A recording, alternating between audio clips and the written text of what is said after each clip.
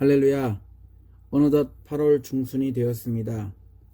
휴가철임에도 불구하고 반강제적인 휴가를 집 주변에서 보내는 상황입니다.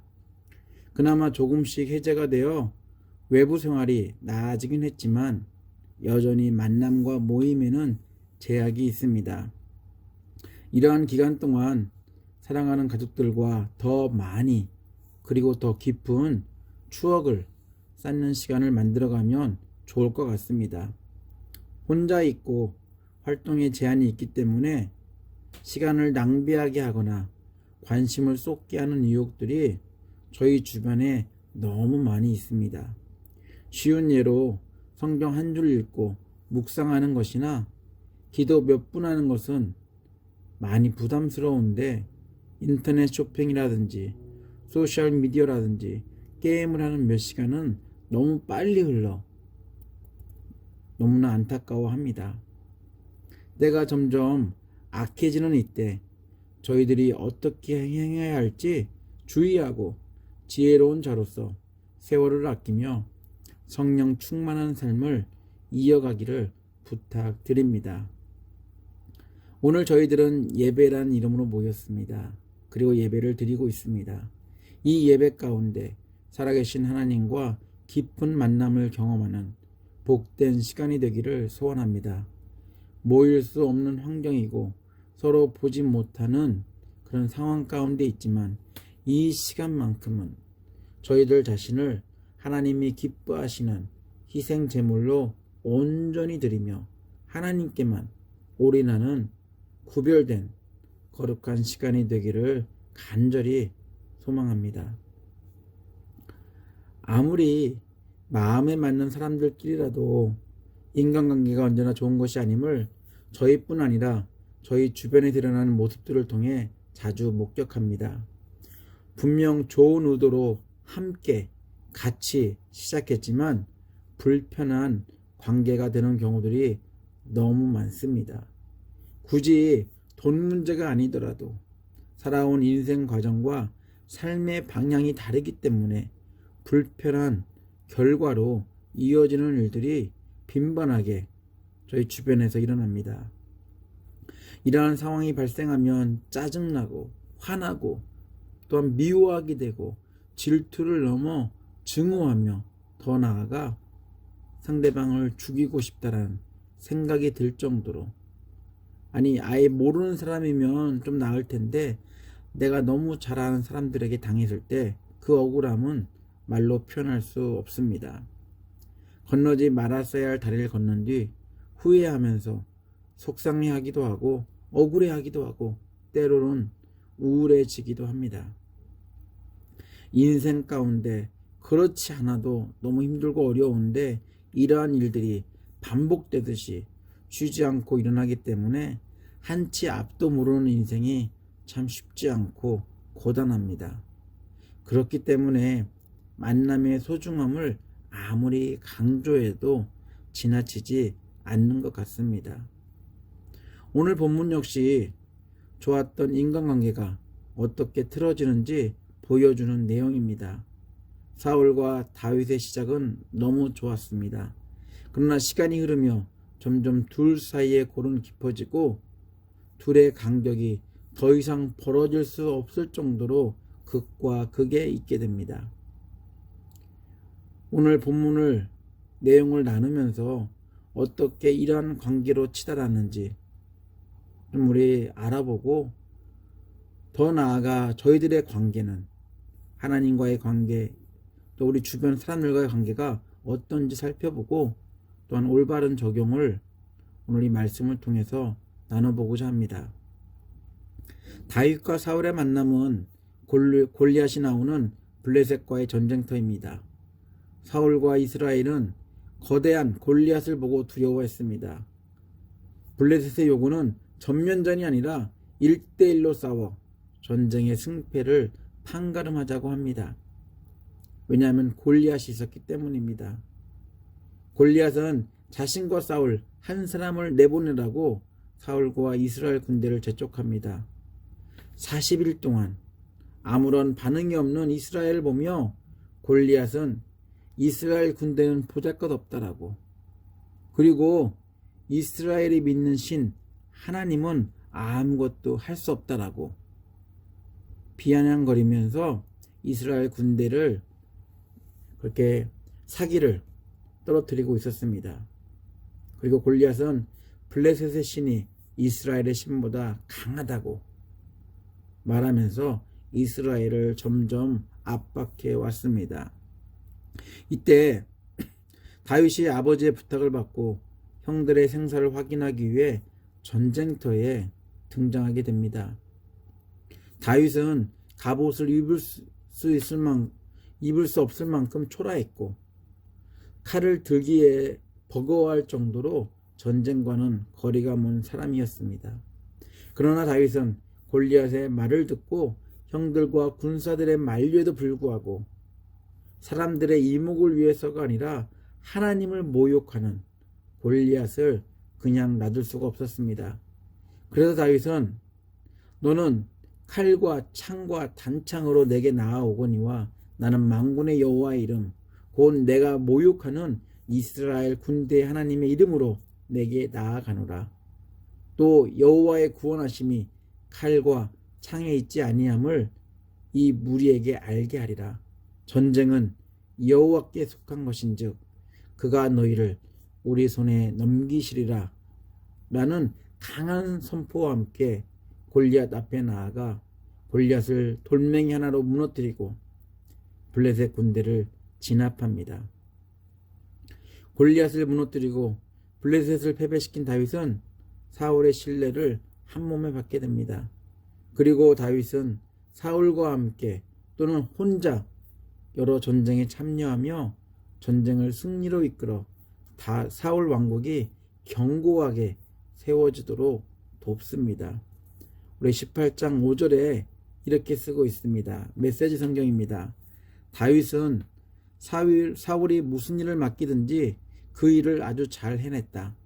다윗이 일을 너무나 잘하자 사울은 그에게 군대의 작전권까지 맡겼다. 일반 백성뿐 아니라 사울의 신하들까지 다윗의 지도력을 인정하고 칭찬했다. 사울은 자신을 위해 열심히 싸우는 다윗이 점점 부담스러워졌습니다. 왜냐하면 대중들의 관심이 사울에서 다윗으로 바뀌고 있다라고 생각했기 때문입니다. 다윗을 향한 백성들의 관심이 사울의 심기를 불편하게 했습니다. 그리고 사울은 더 나아가 다윗을 자신의 경쟁 상대로 생각했고 자신의 왕권까지 위협한다는 자기 당착에 빠져서 헤어나오지 못하게 됩니다. 오늘 읽었던 본문 말씀입니다. 메시지 성경으로 읽어드리겠습니다. 다윗이 블레셋 사람을 죽이고 나서 무리가 집으로 돌아올 때 이스라엘 모든 마을에서 여인들이 쏟아져 나와 노래하고 춤추면서 탬버린과 흥겨운 노래와 비파로 사울 왕을 환영했다. 여인들은 흥에 겨워 즐겁게 노래했다. 사울은 수천 명을 죽이고 다윗은 수만 명을 죽이다. 그 말에 사울은 몹시 화가 났다. 사울은 그것을 자신을 무시하는 말로 받아들였다. 그는 백성이 다윗에게는 수만 명의 공을 돌리며 내게는 수천 명의 공만 돌리니 자칫하다가는 그에게 이 나라를 빼앗기겠구나 하고 말했다.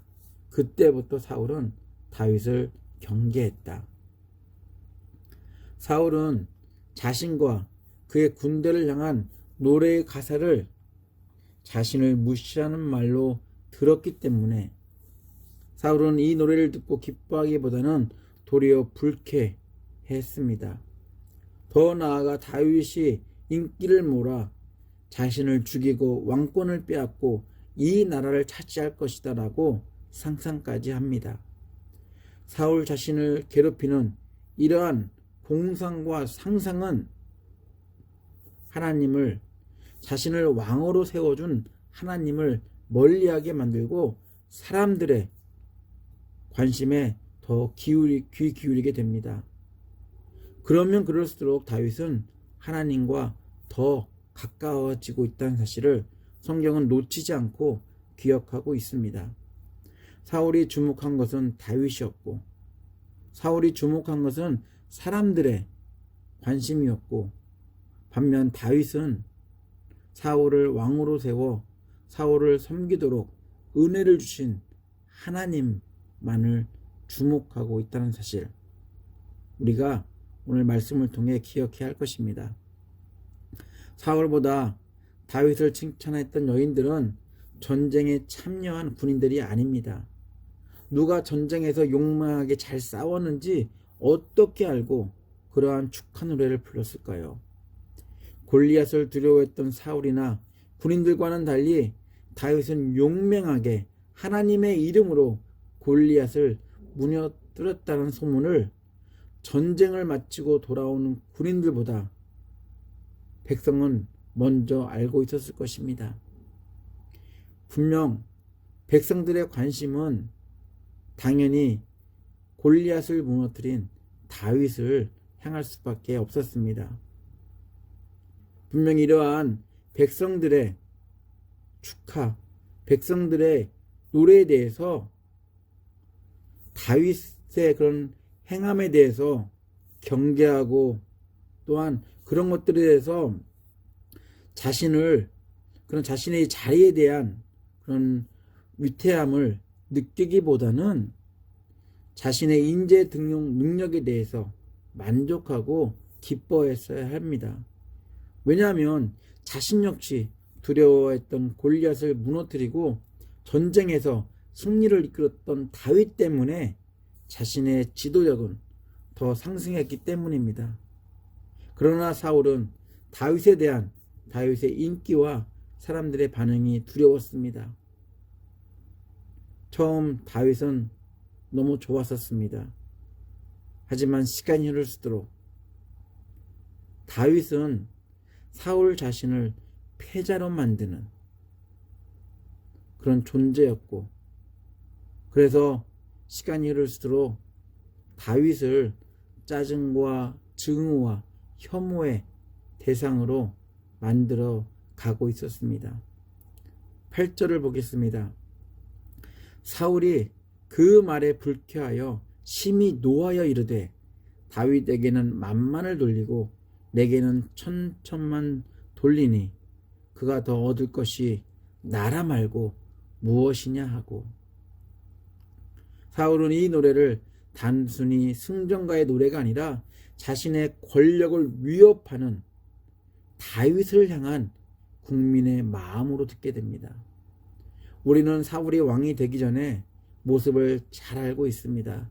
그 누구보다 자신의 형편과 부족함을 잘 알고 있었던 아주 겸손한 사람이었습니다. 하지만 왕이 된 이후 사람들의 마음에 들기 위해 자신을 왕으로 세워준 하나님보다 사람을 더 두려워하며 남들과 비교 속에서 사는 사울이 됩니다. 그래서 9절을 보게 되면 그날 후로 백성들이 노래를 부르고 다윗을 찬양한 그날 후로 사울이 다윗을 주목하였다라고 쓰고 있습니다. 이 날을 기점으로 사울의 인생은 다윗의 행적을 쫓아 다윗 한 사람을 죽이는데 자신의 인생을 허비합니다. 성경학자의 표현처럼 이 날을 기점으로 사울은 지는 별이 되고 다윗은 뜨는 별이 되고 있었습니다. 오늘 9절의 그 말씀을 보게 되면 한글 성경에는 빠져있는 아주 중요한 단어 하나가 있습니다. 원문대로 표현한다면 그날 후로 사울이 다윗을 질투하는 눈으로 주목하였더라라고 읽어야 제대로 읽는 것입니다. 질투하는 눈을 빼고 읽으면 긍정적으로 다윗을 주시했다라고 이해할 수 있습니다. 그러나 이날 이후로 사울은 이제까지와는 다른 눈빛, 즉 부정적인 안경을 끼고 다윗을 바라보게 됩니다. 다른 성경 번역은 이렇게 표현합니다. 사울은 다윗을 시기하고 의심하기 시작했다. 다윗을 경계하는 눈으로 바라보았다. 사울은 다윗을 질투했습니다. 시기와 질투의 눈에서 나오는 것은 무엇일까요? 그런 눈으로 상대방을 바라본다면 어떠한 결과가 있을까요? 분명 자기와 원수가 되어버린 다윗을 제거하고픈 마음이 전부였을 것입니다. 겸손함으로 시작했던 사울은 시기와 질투가 지배하는 생애를 살게 됩니다. 사울은 시간이 흐르면 흐를수록 왕권 유지를 위해 자기를 아껴주는 사람들을 시기하고 의심하고 경계하며 질투하고 결국에는 배신합니다. 권력에 사로잡혀 있던 사울은 민심의 반응과 민심의 인기 가운데 있는 다윗을 경쟁 상대로 바라보며 그가 잘하면 잘할수록 사울은 더 힘든 그런 상황 가운데 있게 됩니다.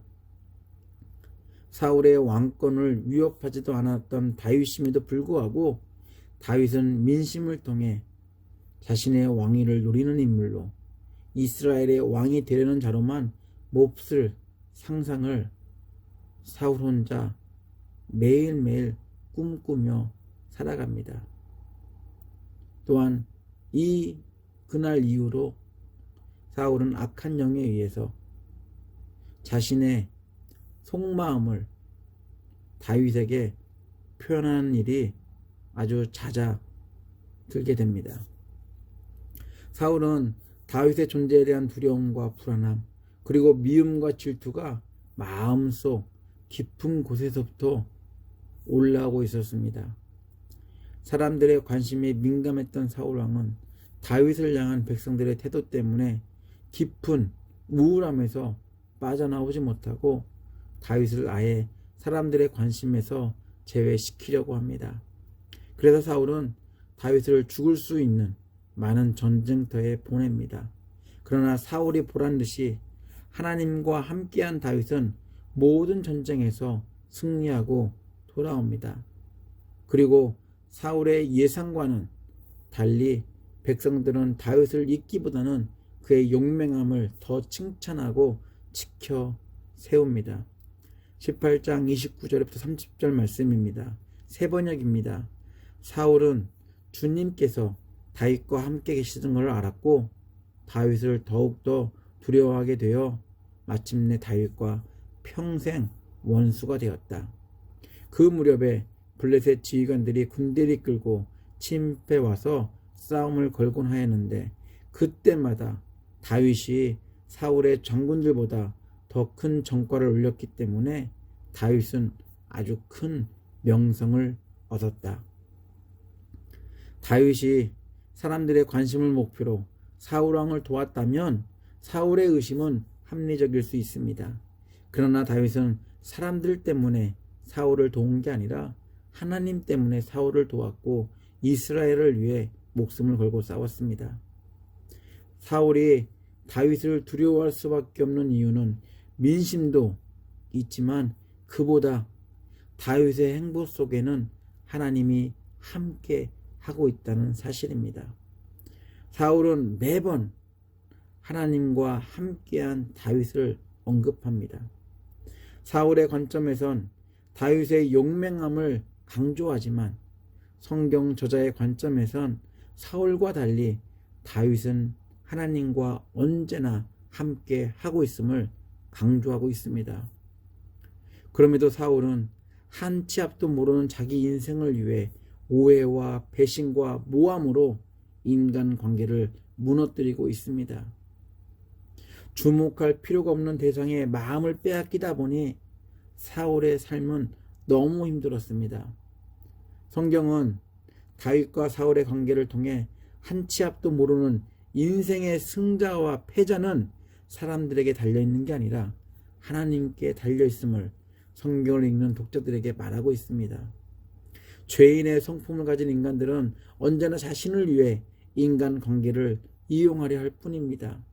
언제든 자신의 인생 승리에 걸림돌이 된다면 함께 걸어야 할 동반자가 아니라 나의 성공을 위해 제어되어야 할 제외되어야 할 사람으로 취급합니다. 사울의 이야기가 사울만의 이야기는 아닙니다. 세상을 사는 모든 인간들, 저를 포함한 우리 모두의 이야기이기도 합니다. 사랑하는 마음은 오래 갑니다. 하지만 더 오래 가는 것은 미움과 질투와 시기인 것 같습니다. 한번 생긴 미움과 질투에 대한 마음은 죽을 때까지 떠나지 않고 저희들을 배회합니다. 잊을만 하면 다시 떠오르고 잊고 싶어도 잊혀지기보다는 사사건건 기억납니다. 다윗은 사울을 배신하지 않았지만 다윗의 존재만으로도 사울을 짜증나게 만들었고 화나게 만들었습니다. 사울 스스로는 다윗이 자신의 왕권을 위협한다고 합리적 의심을 할 수 있을지 모르지만 다윗의 고백처럼 하나님이 세우신 왕은 사람들의 인기에 달려있는 것이 아니라 하나님의 손에 달려있다는 사실을 오늘 이 말씀을 통해서 저희들이 기억해야 할 것입니다. 저희들은 한치 앞도 모르는 인생을 살며 승자의 기쁨을 맛보려고 인간관계를 만듭니다. 그러나 인간관계는 아무리 선한 사람들끼리 했다 할지라도 얽히고 설키는 과정 속에서 오해를 만들고 변명이 넘쳐나게 되고 더 나아가 사람들을 미워하며 증오하게 하기도 합니다. 그럼에도 이런 환경을 질투와 시기의 눈으로 주목합니다. 왜냐하면 해결할 수 있을 것 같이 생각이 들기 때문입니다. 사울처럼 몸부림치면 칠수록 자신이 만들어 놓은 죄의 굴레 안에서 빠져나올 수 없습니다. 오해와 배신이 넘치는 세상에서 우리가 할 수 있는 일이라고는 나를 믿어주시고 품어주시고 생명을 주시는 하나님만을 주목한다면, 한치 앞도 모르는 인생 속에서 하나님이 만들어 가시는, 하나님이 하시는 아름다운 결과물들을 만들어낼 수 있습니다. 우리 스스로는 만들 수 없지만 하나님이 함께하면 가능합니다. 하나님과 함께 한 다윗을 기억하며 사울에게 받은 억울함과 오해와 모함과 죽음의 위협 속에서도 지켜주신 하나님의 은혜가 여러 가지 어려움과 고통과 고난 속에 있는 저희 모두에게 임하기를 예수 이름으로 축원합니다. 같이 기도합니다. 하나님, 힘든 세상을 살며 무엇을 주목하며 살았는지 깨닫게 해주셔서 감사합니다. 지금까지 저희들은 그렇게 배신을 당하면서도, 그렇게 오해를 당하면서도 사람들을 의지하고 세상을 주목했습니다. 예수 그리스도는 저희를 위해 끝까지 배신하지 않고 저희들에게 생명을 주시기 위해 십자가에서 죽으셨음에도 저희들은 초라해 보이는 십자가보다 화려한 세상 조명에 우리 자신이 드러나기를 기대하며 살았습니다. 이제부터 사람들의 관심이 아닌 하나님을 주목하며 살기 원합니다. 나를 살리는 이들을 질투의 눈으로 주목하기보다는 섬김으로 주목하는 저희들이 될 수 있도록 날마다 도와주시옵소서. 우리를 사랑하시는 예수 그리스도의 이름으로 기도합니다. 아멘. 지금은 예수 그리스도의 은혜와 아버지 하나님의 극진하신 사랑과 성령님의 감동 감화하심이 인생 속에서 은혜 주시며 도우시는 하나님만을 주목하기로 결단한 예배자들 머리 위에, 가정 위에, 사업체 위에, 그리고 교회 위에 함께 하시기를 간절히 축원하옵나이다. 아멘.